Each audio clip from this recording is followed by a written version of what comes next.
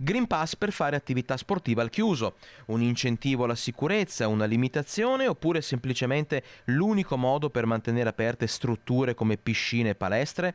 I primi dati sull'affluenza dei clienti fanno segnare un calo che sfiora il 50%, ma la curva è destinata a invertirsi perché in molti stanno correndo ai ripari.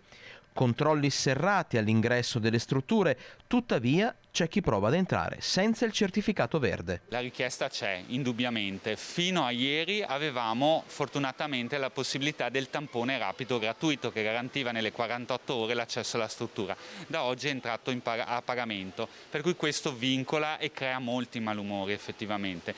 D'altronde noi siamo conseguenza della normativa e dobbiamo applicarla. La delusione è molta, ci viene fatta presente purtroppo e la pagheremo nel prossimo futuro. Mettendo sul piatto della bilancia però da una parte la possibilità di rimanere aperti con il rispetto delle normative, dall'altra tutti gli inconvenienti legati appunto alle difficoltà da parte di una fetta dei clienti di adattarsi e adeguarsi, la bilancia da che parte pende?